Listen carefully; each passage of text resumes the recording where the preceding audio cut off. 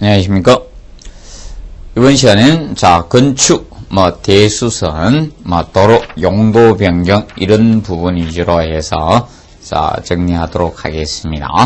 그러면 제일 먼저 건축에 대해서 보도록 하겠습니다. 건축은 신축, 정축, 개축, 재축, 이전 총 이 5가지를 건축이라고 하죠. 그래서 이 건축은 먼저 신축에 대해서 먼저 살펴보도록 하겠습니다. 신축.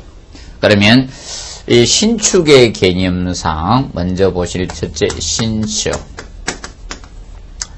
신축의 개념은 기본적으로 건축물이 없는 대지가 됩니다. 건축물이 없는 대지.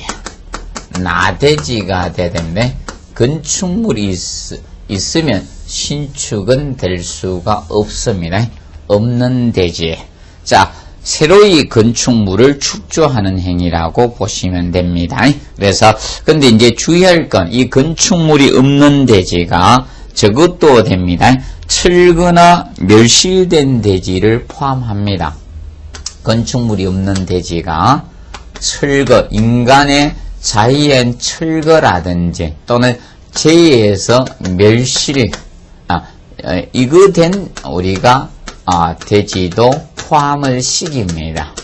건축물이 없는 대지라는 개념에 철거나 멸실된 대지까지 포함시켜서 건축물이 없는 대지라고 칭합니다. 그래서 여기에서 이제 새로이 건축물을 축조하는 겁니다. 새로이 건축물을 축조하는 행위가 바로 새로 건축물을 축조하는 행위입니다. 건축물을 축조하는 것, 이것을 신축이라고 칭합니다. 그런데 철거 멸실된 대지가 포함되기 때문에 개축이나 재축에 포함하는 것은 제외됩니다. 그래서 보통 종전과 같은 범위 안에서 하게 되면 개축이나 재축이 되기 때문에, 그래서 여기에서는 새로운 건물을 축조하되 개축하고 재축에 해당하는 행위는 제외가 됩니다. 개재축 해당 행위는 제외하고요. 해당 행위는 요거는 제외를 하고 새로운 건축물을 축조하는 것, 이것을 신축이라고 봅니다. 그래서 이제 신축은 그래서 기본적으로 이 개념이 되겠고요. 그리고 이것도 건축물이 있는 대지, 부속 건물만 있는 대지에다가 직접 안 지었고 이 부속 건물만 있었어요. 부속 건축물만 있는데 여기에다가 이제 주된 건축물을 지었습니다. 부속 건물만 있는 대지에다가 여기에다가 주된 건축물을 축조했습니다. 주된 건축물, 이것도 신축입니다. 주된 건축물을 축조하는 행위, 축조를 한 거, 이것도 신축 개념이고, 그 다음 여기에서 이겁니다. 보통 이제 전부 철거나 전부 멸실된 대지에 우리가 개축, 재축에 해당되지 않는 것, 그러면 철거, 멸실된 대지에 대한 종전 범위를 초과해서 짓게 되면 그것도 바로 무엇이 되는가 하면 신축 개념이 됩니다. 그래서 그래서 일반적으로 이 개축과 재축은 종전 범위 내에서 지어야 됩니다. 같은 규모가 돼야 되는데 철거, 멸실된 대지에서 종전 범위를 갖다가 초과해서 짓게 되면 초과 건축하게 되면 이것도 신축 개념의 종전 범위를 초과해서 건축했을 때 건축하게 되면, 예를 들어서 이 개념이 되겠죠. 기존의 건물을 제가 2층짜리 건물을 철거했는데 새로 지을 때 3층짜리 건물을 지었다. 그럼 바로 신축 개념이 되는 거예요. 철거했지만. 그 다음에 멸실을, 내가 이번에 단층짜리 건물이 제2에서 멸실이 되었습니다. 그래서 새로 건물을 2층짜리 집을 짓겠다. 그럼 그거는 우리가 재축 개념이 아닌 바로 신축 개념으로 간다는 겁니다. 그 점을 알아두시고, 그 다음에 정축 개념은 기존 건물이 있는 대지에 정축은 정축은 기존 건물이 있는 대지, 이거는 기존 건물이, 얘는 기존 건축물이 없어야 되고요. 이 정축의 개념은 기존 건물이 꼭 있어야 됩니다. 기존 건물이 없으면 정축이 될 수가 없습니다. 그래서 요거는 기존 건축물이 있는 대지여야 됩니다. 기존 건축물이 있는 대지에다가 어떠한 다른 행위를 늘리는, 증가하는 행위를 보시면 되겠습니다. 여기에다가 건축물의 연면적을 늘리든 건축 면적을 늘리든 건축 면적이라든지 또는 연면적이라든지 연면적이나 청수라든지 연면적이나 이런 청수라든지 또는 이런 높이라든지 이런 늘리는 행위들, 그래서 이런 것을 늘리는 행위는 전부 다 정축입니다. 늘리는 것. 그래서 항상 기억하세요. 늘리는 것이다. 증가하는 행위다. 증가하는 행위는 정축이다. 기존 건물이 있는 데다 추가로 더하는 것. 이것은 정축 개념에 속합니다. 정축. 기억하시고. 그래서, 보통 이것도 정축 개념으로 봅니다. 이게 높은데, 1층을 갖다가 청구를 한 7m를 해버렸습니다. 높으니까 여기다가 중간에다 바닥을 쳐서 하면 바닥 면적이 늘어나죠? 연면적이 늘어나거든. 여기다, 이것도 바로 정축행위에 해당이 된다고 이렇게 보시면 되겠습니다. 그리고 개축은, 기존 건물을 전부 또는 일부를 갖다가 철거해야 됩니다. 철거해야 됩니다. 그래서 철거하는데, 자, 여기서 개축의 개념은, 그래서 기존 건물에, 자, 이 기존 건축물을, 자, 전부를 철거할 수도 있고, 전부나 일부를 철거할 수가 있다는 거예요. 전부나 일부 철거를 하게 됩니다. 이때, 일부 철거의 개념은 정확히 알아둔다. 내력벽, 기둥보, 지붕틀. 자, 이 경우에 내력벽, 그리고 기둥보, 지붕틀.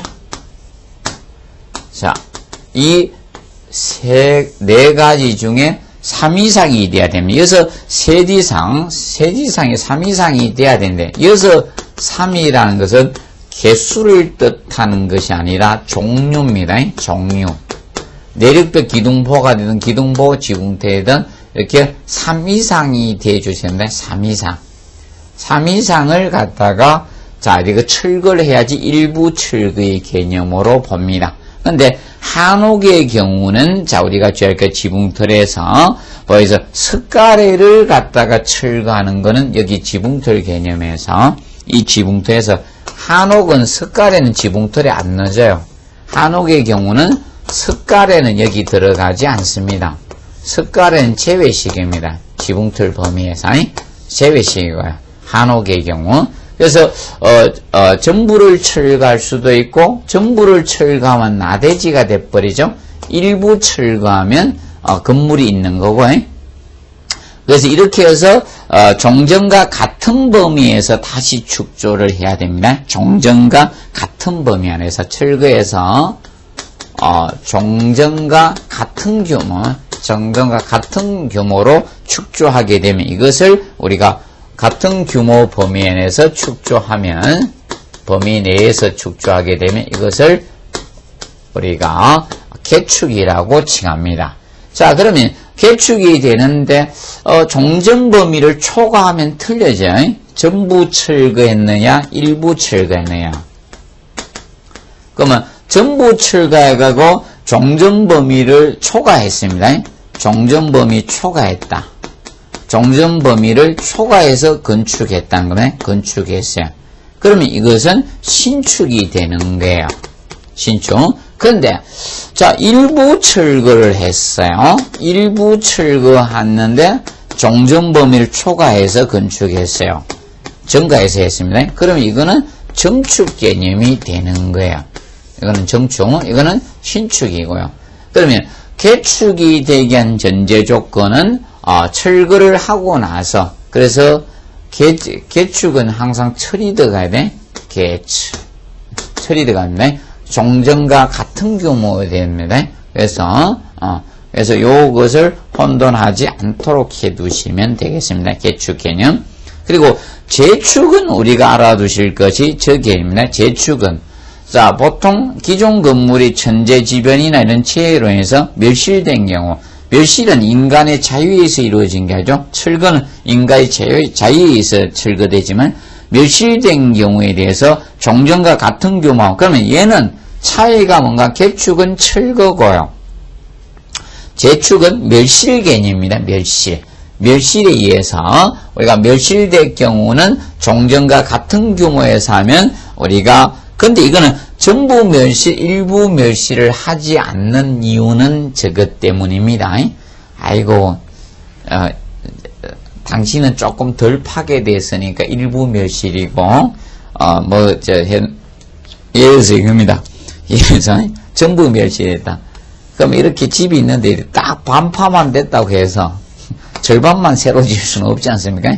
부서 이쪽은 있는데 사람이 철거했다. 너는 철거고 너는 멸실이다. 이렇게 할 수 없죠? 반파돼 지나가는데 남아있다고, 야, 이거는 자연재해에서 부서졌는데 요거는 남은 거, 자, 일반 인간이 부서 철거로 가야 된다. 그건 아니잖아요. 그래서 이거는 전부 멸실, 일부 멸실이 없는 거예요. 그래서 집은 새로 지어야 되니까. 그래서 우리가 이 멸실, 종전과 같은 규모 범위 내에서 지면 재축으로 보고요. 초과하면 이것은 신축으로 가주시면 됩니다. 자, 그리고 이전의 개념은, 자, 저겁니다. 이전은, 자, 우리가 알아두실 것이, 저걸 조금 구분해 놓는다. 이전은, 자, 건축물의 주요 구조를 해체하지 않고, 자, 같은 대지 내에서 위치를 옮기는 것을 이전이라 합니다. 그래서 주의할 것은, 이전은 주요 구조를 해체하면 안 됩니다. 이전의 개념은 이 주요 구조부를 명심하세요. 아까 주요 구조부 6가지를 해드렸습니다. 이거를 해체하지 아니하고입니다. 주요 구조부를 해체하지 아니하고입니다. 해체하지 아니하고, 자, 아니하고 같은 대지로 같은 대지 내에서, 대지에서 위치를 옮기는 겁니다. 그걸 명심하면 됩니다. 같은 대지로 다른 위치로 옮기는 겁니다. 그래서 같은 대지에서 위치 옮기는 겁니다. 위치를 옮기는 거. 이것을 우리가 무엇이라 하는가 하면 옮기는 것. 이것을 우리가 이전이라 합니다. 그러면 다른 대지로 옮기면 안 돼요. 주요구 해체해서도 안 되고, 그래서 간략히 기억하시면 된다. 그래서 이전 개념. 그리고 자, 대수선이 나옵니다. 대수선. 자, 대수선이라는 것은, 자, 우리가 아까 이제 이런 자, 건축물의 기둥이나 보나 이런 내역벽, 이런 주계단 같은 거 있죠? 이런 것은, 구조라든지 이런 외부 형태나 이런 것을 수선 변경하거나 정설하는 것에서, 우리가 이 대수선이 나오게 되는데, 그럼 대수선은 뭐 정축이나 그 개축, 재축에 해당하는 것은 아니 됩니다. 그래서 그 개념이 나오겠죠. 그래서 먼저 내력벽을 정설 해체하거나 벽면적 30제곱미터 이상 수선 변경하게 되면 이것은, 근데 여러분 이제 주의할 거는 이겁니다. 앞으로 정설 해체 개념이 나온다. 정설 해체 개념이 나오면 이것은 기본적으로 대수선에 해당한다고 보시면 된다. 대수선. 그럼 내력벽이 있었다. 내력벽 개념하고, 그 다음에 그 2번에 뭐 기둥보, 지붕털 이런 거 나오네. 근데, 자, 이 내력벽은, 자, 우리가 정설 해체는 무조건 봐줍니다. 그래서 앞으로, 이제, 자, 그래서 내력벽은, 자, 이는 정설이나 해체도 되고, 벽면적을 수선 변경에 대해서는 면적이 나와야 되죠, 면적. 그래서 30제곱미터 이상을 수선 변경하는 거. 수선 변경은, 앞에 수치가 나와야 돼요, 수선 변경은. 수치 나오고, 정설 해체는 면적과 관계가 없어요. 정설하거나 해체할 경우는 대수선에 속한다. 근데 면적은 나와야 돼요. 3이 나와주면 돼요. 그래서 봐두시면 되고, 그 다음에 내륙벽 보하고 이제 지붕틀, 자, 거기에서 기둥보 지붕틀, 이제 기둥하고 보하고 지붕틀. 자, 얘들은, 자, 이거에 대해서 이겁니다. 정설이나 해체의 개념은 무조건 대수선입니다. 정설하거나 해체하면. 해체에 대해서는 무조건 대수선에 해당이 되는 겁니다. 그리고 수선 변경은 우리가 개수가 나와주면 됩니다. 그래서 각각, 자, 그러면 기둥 3개, 보 3개, 각각 지붕틀 3개입니다. 그래서 3개 이상 수선 변경을 하면 대수선에 합산이 아닙니다. 그러면 기둥 3개, 보 3개, 지붕틀 3개 이상 수선 변경하면 대수선에 해당이 된다는 겁니다. 그런데 정설이나 해체는 항상 명심하세요. 정설, 해체. 정가하거나 해체하는 행위는 전부 다 대수선에 해당이 됩니다. 대수선이고 개수하고 관계없어. 기둥 정가하는 것도 문제고 보 정가하는 것도 문제. 이런 것은 대수선에 해당이 된다라고 보시면 되겠습니다. 그 점 좀 주의를 해 두시면 된다. 그런데 이제 여기에서도 아까 이 지붕틀에서 이 지붕틀 개념상 지붕틀에서 한옥에서 이 석가래는 제입니다. 석가래 부분 이거는 제외된다는 것을 항상 기억하시고 석가래는 자, 기억하세요. 아까, 저기에서 개축 개념의 석가래는 제외됐고, 석가래 하는 것은, 예외로 인정을 해 주겠다는 겁니다. 근데 석가래는, 자, 되는데 나중에 저런 건 안 돼요. 뭐, 시어자 보나무는 보 같은 거, 왕대공, 이런 것들은 해당이 안 되고, 그래서 요거는, 제외를 시켜주겠다는 겁니다. 그래서, 자, 수선 변경하면 삼삼해야 돼요. 3자가 다 들어갑니다. 면적이 들어가고. 그런데 정설해체는 면적 개수 관계가 없습니다. 그럼 여기서는 개수를 이야기하고, 그런데 개축에서는 철거 개념이 개수가 아니고 종류입니다. 그거 혼돈해서는 안 된다는 점을 기억을 해 두시면 되겠습니다. 자, 그리고 거기 보시면 자, 방화벽하고 자, 그 다음에 나오는 거, 자, 방화 구획을 위한 거하고, 그 다음에 주계단, 피난계단, 특별 피난계단하고, 그 다음에, 거기 보시면 미간 지구 나오고, 미간 지구는 빼고, 다가구 주택, 다세대 세대간 경계벽 부분하고에 대해서, 자, 보도록 하겠습니다. 그러면, 그걸 먼저 같이 정립하고요. 공부 학습할 때. 자, 방화벽이나 방화구획과 관련된 거하고 방화구획 요 부분하고 그 다음에 거기 나오는 자 주계단, 피난계단, 계단 관련된 거 피난계단 그리고 특별피난계단 부분과 그리고 다가구 주택하고 다세대 주택, 다가구 주택은 단독이었죠. 그리고 다세대 주택은 자 우리가 공동주택이었죠. 여기에 경계벽, 자 저게 이제 경계벽입니다. 세대 경계벽하고 경계벽. 자 그래서 이 세 가지에 대해서 이거는 기억을 해 두실 것이 이거는 무조건입니다. 정설이든 해체든 변경이든 자 그래서 이 정설이 되든 해체가 되든 수선이나 변경을 하든 이런 것은 다 대수선에 속합니다. 그래서 방화, 계단 그리고 다가구 다세대죠. 그래서 방계다 아니면 계다방 이래 없네. 계다방. 계다방은 무조건이야. 정설 해체 수선 변경. 자, 숫자하고 관계없어요. 근데 내력벽 기둥보 지붕틀은 수선 변경일 때는 3자라는 수치가 들어가 33. 그런데 이거는 계단과 다가구주택, 방화주택에 여기에 관련돼서 방화벽이나 방화구역 여러분들 수선 변경하면 위험해요. 바닥벽 그리고 계단 이거 수선 변경하면 위험하죠. 예.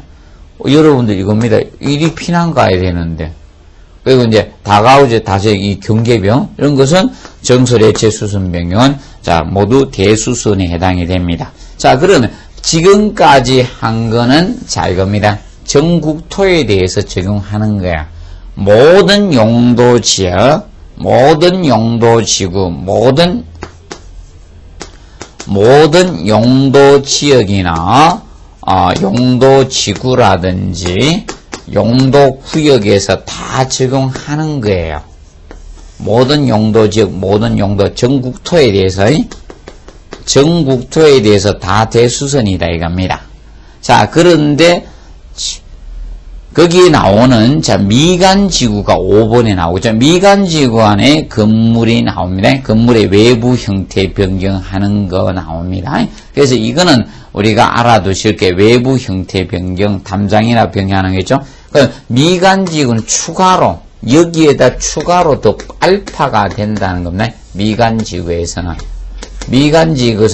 외부 형태 변경하는 것도 그 미간지구는 당연히 앞에 거 해당이 되면서 추가적으로 외부 건축물의 외부 형태를 변경하는 것도 해당된다. 그 외부 형태 중에 담장은 포함이 됩니다. 담장. 근데 색채는 안 들어가. 담장도 포함이 되는 거예요. 이걸 변경하면 이것도 대수선에 해당이 된다는 겁니다. 대수선. 그래서 대수선 행위로 본다. 기억하시고 담장을 포함합니다. 근데 이거는 색채는 아닙니다. 자, 여기서 색채는 여기에 들어가지 않습니다. 미간지구 색채는.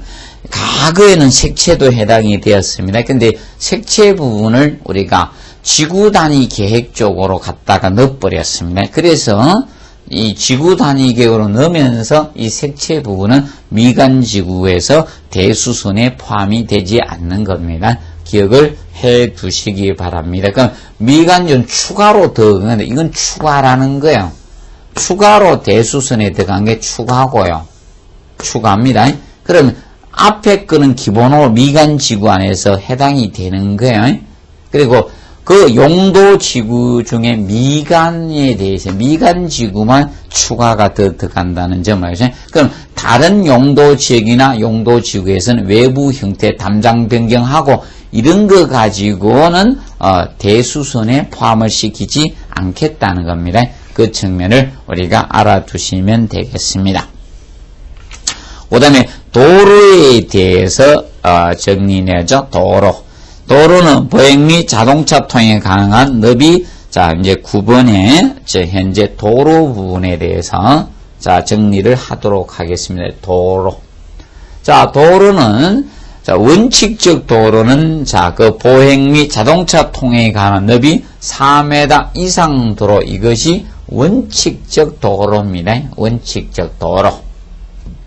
그래서 이 도로 개념에서 자 도로가 그 원칙적 도로가 바로 거기에 나오고 있는 것이 바로 원칙적 도로가 됩니다. 1번이 보행 및 자동차 통행이 가능한 자 폭 너비 4m 이상 도로. 그래서 보행도 되면서 자동차 통행이 돼야 된다. 자동차 통행. 이 두 가지가 동시에 돼야 됩니다. 보행도 하면서 자동차 통행. 너비 4m 이상 도로. 건축법에서는 이것이 원칙적 도로의 개념으로 보겠다는 겁니다. 그런데 국토의 계획 및 이용에 관한 법령, 도로법, 사도법, 자, 관계 법령에서 신설 변경, 그러면 타 법률에 의해서 신설이나 이런 변경에 관한 고시가 된 것도 신설이라든지 이런 변경, 고시는 우리가 알리는 것을 고시라 합니다. 알리는 방법에 공고와 고시가 있는데 짧게 알리면 공고고 길게 계속적으로 알리는 걸 고시라게 알리는 방법을. 그래서 고시된 도로들은 전부 다 원칙적 도로로 보면 타 법률에서 요거 되고, 그런데 자동차 전용 도로는 여기 들어가지 않습니다. 여기 도로 개념, 건축법상 도로의 개념은 자, 이 자동차 전용 도로는 안 들어가요. 자동차 전용 도로라든지 그 다음에 이런 고속도로 이런 것들은 자, 이 도로의 개념에 들어가지 않습니다. 당연히 철도도 아니겠죠. 그래서 기억하시고, 그리고 그 허가권자가 보통 지정공고한 도로 있죠. 건축허가 신고시. 그래서 이 허가권자가 지정공고한 도로도 도로로 봐줍니다. 그래서 그 측면을 기억을 해 두시고요. 이 원칙적 도로입니다. 그러면 예외적 도로가 바로 2번과 3번. 여기 1번이 원칙적 도로고, 그 다음에 예외적 도로 개념이 2번하고 3번입니다. 그래서 자동차 통행이 불가능한 도로. 그러면 자동차 통행은 보행은 되면서, 요거는 보행은 되고, 보행은 되는데, 자동차 통행은 안 된다는 거예요. 자동차 통행은 안 되는 것도 자동차 통행은 안 되겠다는 겁니다. 그것이 바로 보행만 되고 자동차 통행이 안 됩니다. 그래서 지형적 조건으로 인해서 차가 못 다닌다는 거죠. 지형적 조건으로 인해서 자동차가 못 다니고 보행만 되는 도로를 우리가 예외적 도로로 볼 수가 있다는 겁니다. 그 점 기억하면서, 근데 이때 폭은 이때는 4m 이상이 되면 되는데, 이거는 3m 이상이 되면 되는 3m 이상 도로가 된다는 겁니다. 3m 이상. 그런데 이제 주의할 점은 길이가 10m 미만인 막다른 도로인 경우 2m 이상으로 해주면 돼요. 쉽게 막다른 도로도 지형적 조건으로 자동차 통행이 안 되는 도로에 해당이 되는 겁니다. 그래서 그 막다른 도로 길이하고 우리가 그 측면을 우리가 해놨습니다.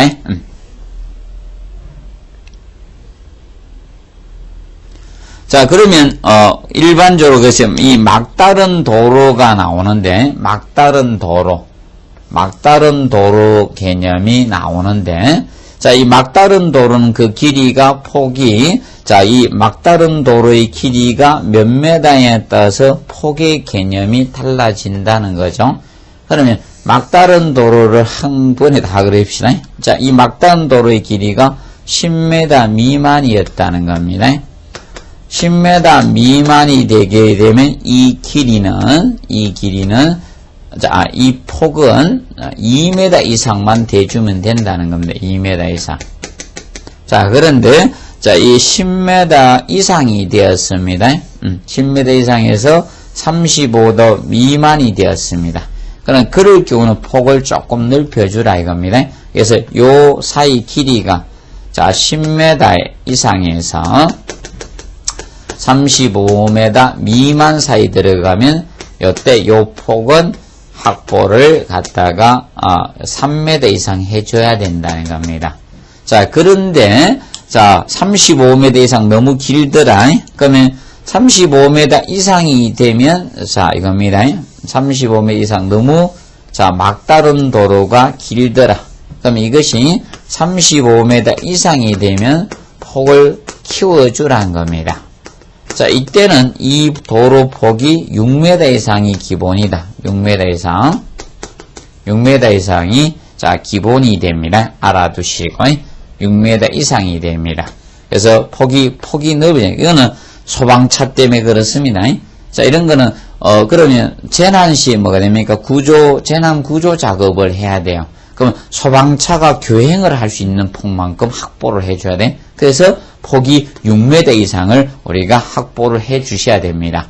그런데 도시 군 계획구역이 아닐 때, 도시 군 계획구역,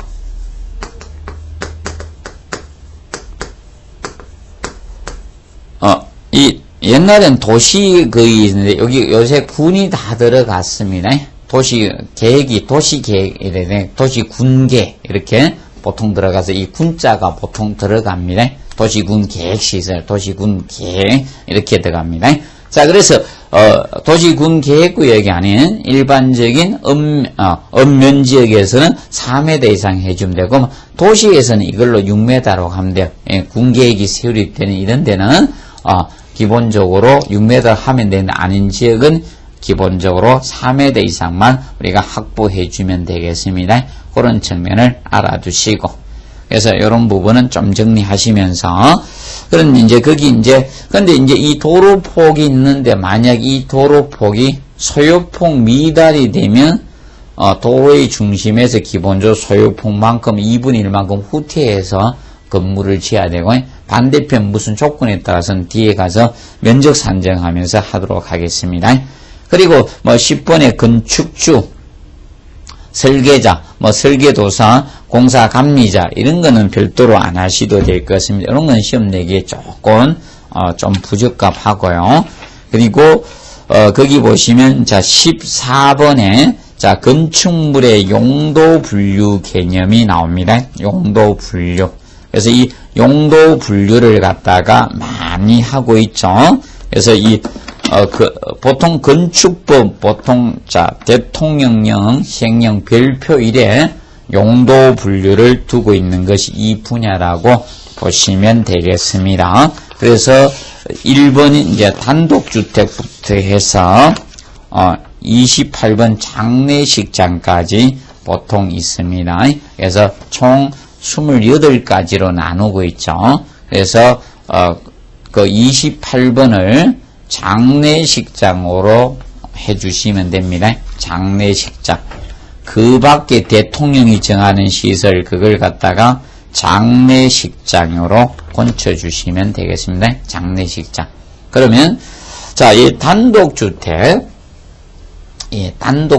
개념. 그러면 이 단독주택에서는 우리가 총 단독주택은 총 4가지가 단독주택. 거기면 단독주택, 다중주택, 다가구주택, 공간이죠. 총, 4가지가 되는데, 단독주택에서. 자, 단독주택에서 조금 주의하실 것은 그 다중주택. 총 4가지 중에서 다중주택하고, 이 다가구주택하고 혼돈하면 안 됩니다. 다가구주택하고 요거하고 조금 주의합시다. 그러면 다중주택의 개념은 우리가 하숙집이라고 생각하시면 되는데 하숙집을 연상하시고 그래서 일반적으로 이렇게 해서 학생이나 이제 이 다중주택은 요건을 갖다가 이 3가지를 갖추면 됩니다.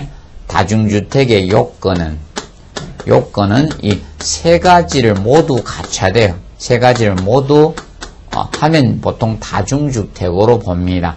그 첫 번째가 이런 요건을 갖추면 됩니다. 학생이나 직장인 등이 장기간 거주할 수 있는 구조로 돼야 됩니다. 여러 사람이 학생 등의 여러 사람이 장기간 거주할 수 있는 구조대 장기간 우리가 거주할 수 있어야 돼. 거주할 수 있는 구조를 갖춰야 됩니다. 구조는 장기간 거주할 수 있도록 우리가 구조를 갖춰 주셔야 됩니다. 그리고 독립된 주거 형태를 갖추면 안 돼. 독립된 주거 형태를 우리가 갖추어서는 안 된다는 것을 항상 명심하시고, 요거는 형태를 갖추면 안 돼. 갖추지 아니해야 됩니다. 아니할 거. 그래서 갖추면 안 됩니다. 그래서 주거 형태가 독립된 주거 형태가 돼서는 안 됩니다. 주거 형태 개념이. 그러면 독립된 주거는 이 독립된 주거입니다. 자기 공간 내에서 모든 의식주 행위를 다 하면 이거는 독립된 주거 형태가 됩니다.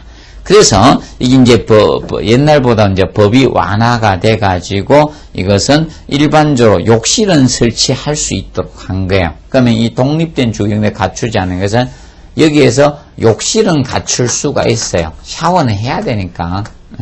욕실은 갖춰도 돼. 근데 취사는 하면 안 되는 게 취사 개념은. 그래서 이 취사까지 해버리면 이거는 독립된 주거 형태가 됩니다. 이거는 취사시설은 설치해서는 안 되는 겁니다. 기억을 해 두시고요. 취사시설은 해서는 안 됩니다. 그리고 세 번째로 연면적이 330 이하이면서 연면적 330제곱미터 이하이고 자 이거 3층 이하가 돼야 돼. 3층 이하.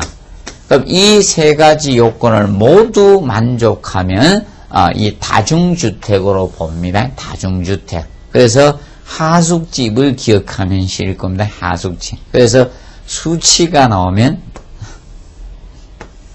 삼삼하다. 삼삼하다. 하숙집 기억하면 돼. 하숙집. 그래서 하숙집 딸내미는 아줌마가 삼삼해야지 하숙집은 잘 됩니다. 솜씨가 삼삼해야 되겠죠. 그래서 삼자 되고 절대 독립되면 안 돼. 독립되면요 하숙집 딸내미를 만날 일이 별로 없다. 그래서 취사시설을 갖추면 돼. 밥은 거기 주인집께서 이제 기준을 잡아두시면 되겠고요.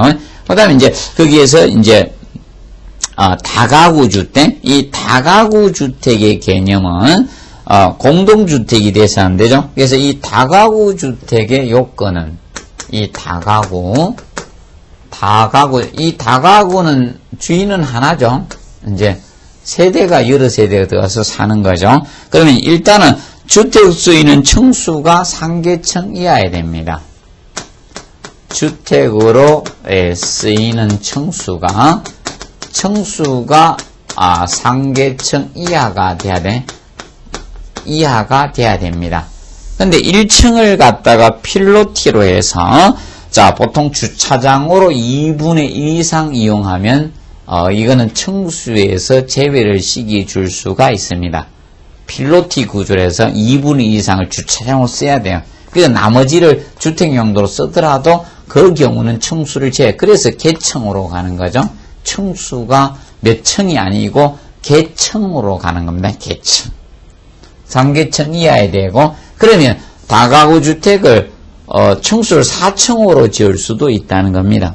1층을 필로티 구조의 주차장 형태로 만들면서 2층, 3층, 4층을 다가구 주택으로 지을 수 있다는 거죠. 그리고 자 한계동의 바닥 면적 합계가 자 단독 다중주택은 삼삼해야 된다겠고 이거는 따블입니다. 합계가 자 우리가 660제곱미터 이하 660제곱미터 이하를 우리가 다가구 주택이라고 합니다.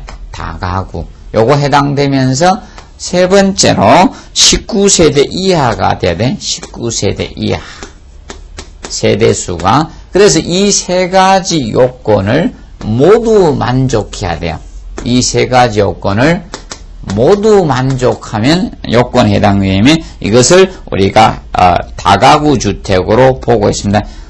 요건을 모두 갖춰야 돼. 모두 갖춘 주택, 모두 이제 갖춰야 돼. 이 요건을 모두 갖췄을 때 다가구 주택으로 인정을 합니다. 다가구 주택 개념을 우리가 알아두시면 된다.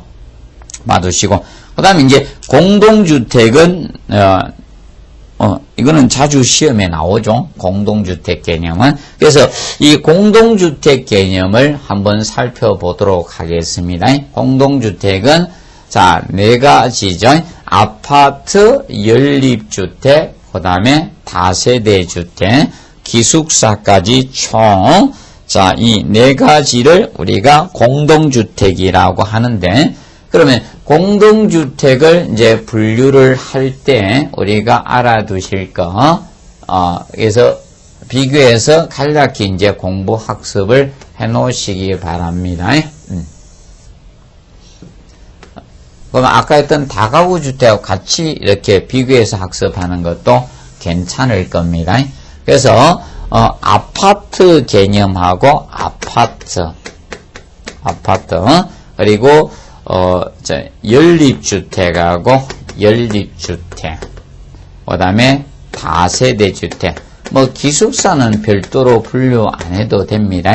그리고 아까 했던 요 공동주택 3가지, 공동주택 이 3가지하고 단독주택에서 다가구 주택하고, 그래서 구분을 우리가 간략히 해 놓으시면 되겠습니다.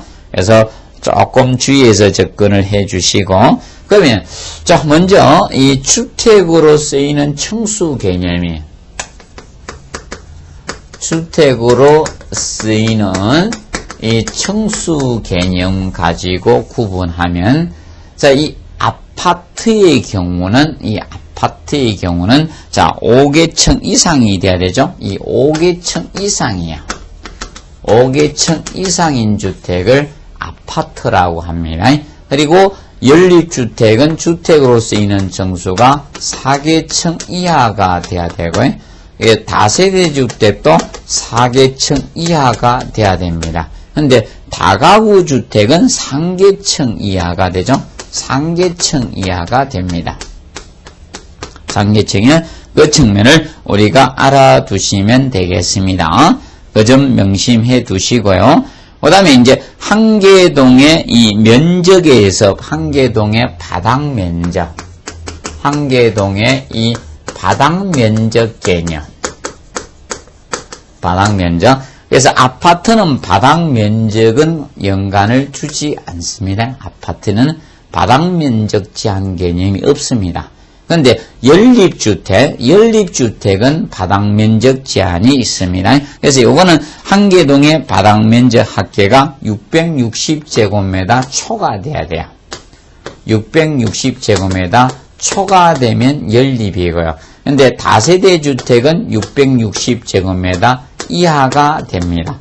그러면 연립이나 다세대가 다 빌라가 적혀 있는데 구분은 이겁니다. 얘는 연면적이 크고 역면적이 작아. 한계동의 바닥 면적이 작습니다. 그러면 계단실을 기준으로 양쪽에 세대가 있으면 그것은 다세대고요. 빌라 중에 길다 주택이 그럼 연립으로 보시면 되는 겁니다.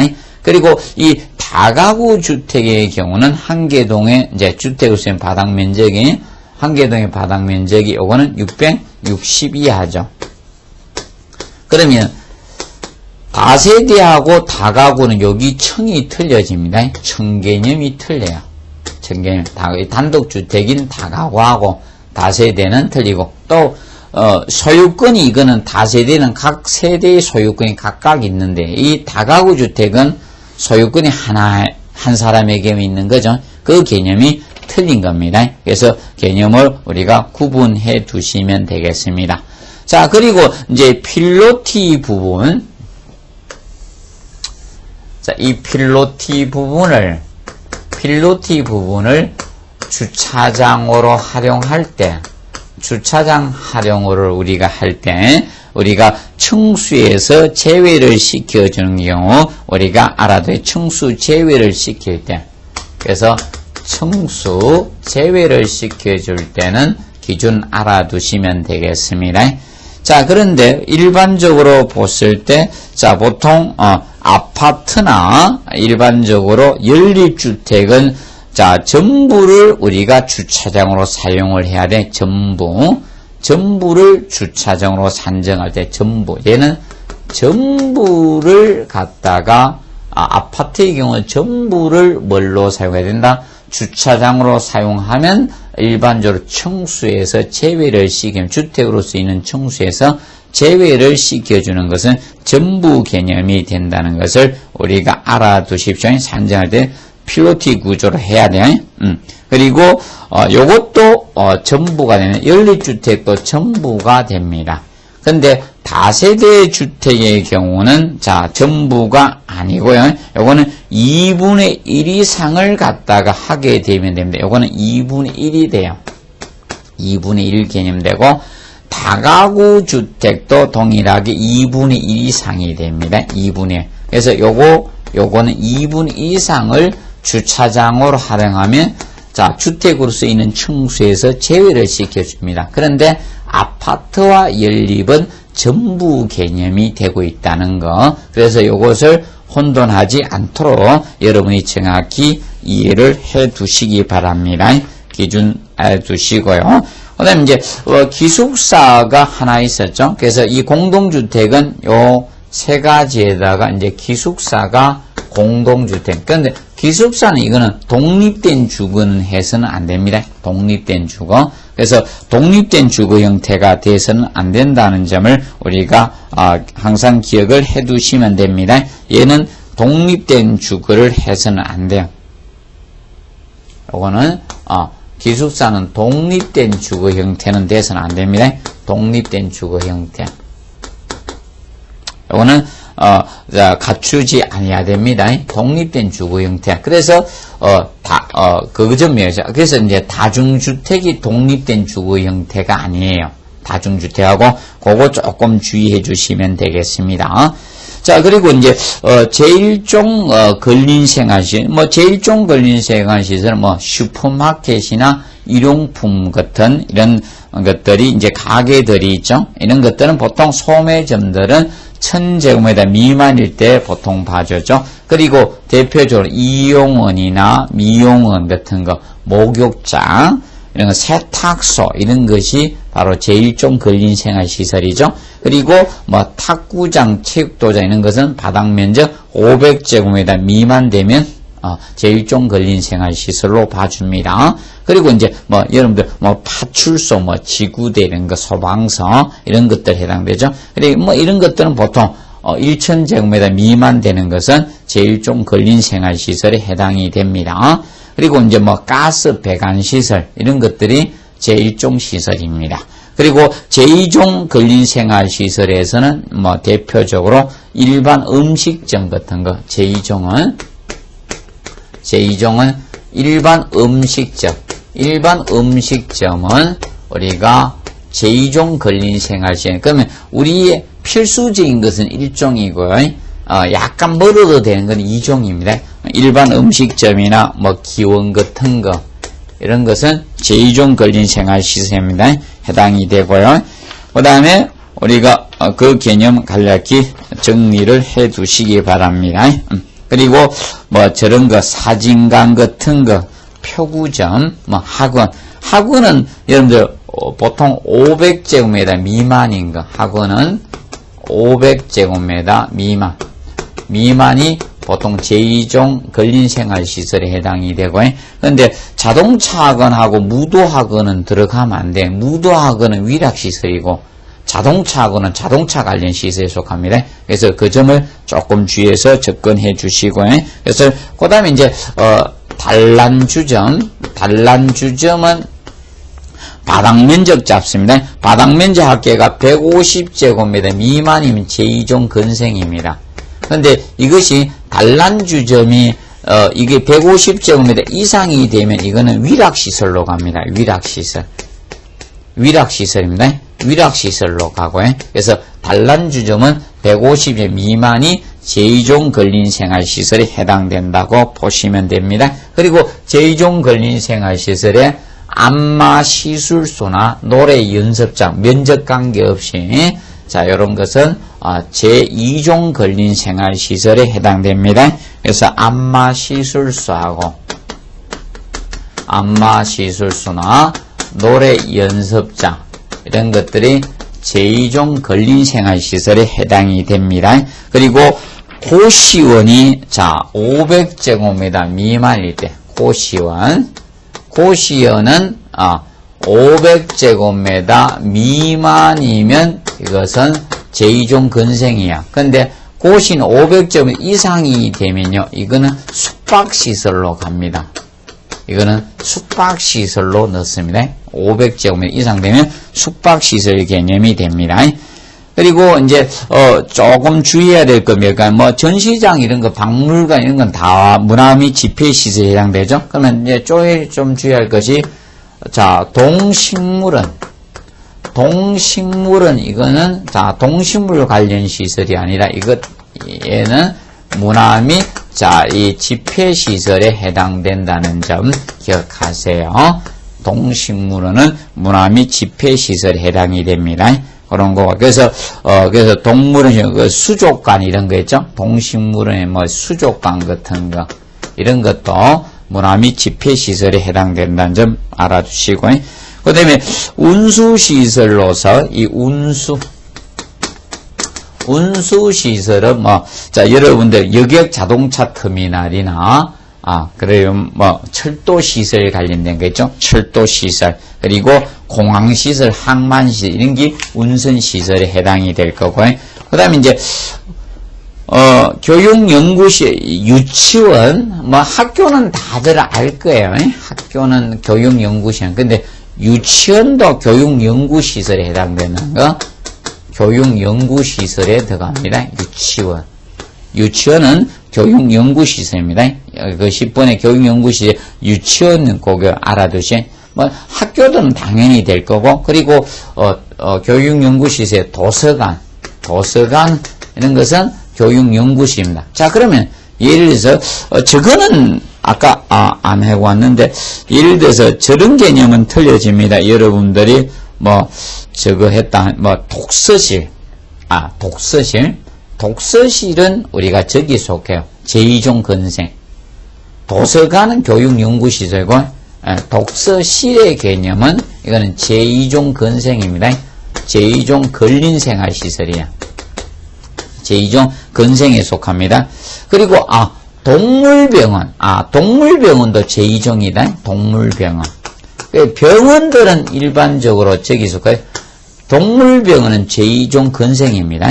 제2종 근생. 근데 일반 병원들은 의료시설이고요. 근데 여러분들이 가는 의원자 들어가는가요? 근데 여러분들 의원에 가는데 보통 병원 간대요. 의원은 제1종 근린생활시설이고, 의원은 제1종 근린생활시설에 속합니다. 그 점 알아두시고, 그 다음에 이제 그 수련시설에서 저거 하나 씁시다. 수련시설에서는, 자, 유스 호스텔, 청소년 수련 관련된 건 아니면 유스 호스텔. 자, 유스 호스텔 개념이, 요거는 우리가 알아도 유스 호스텔, 요거는, 자, 청소년, 관련된 거, 요거는, 그 수련시설에, 12번 수련시설에 속한다는 점 알아두세요. 수련시설에 속합니다.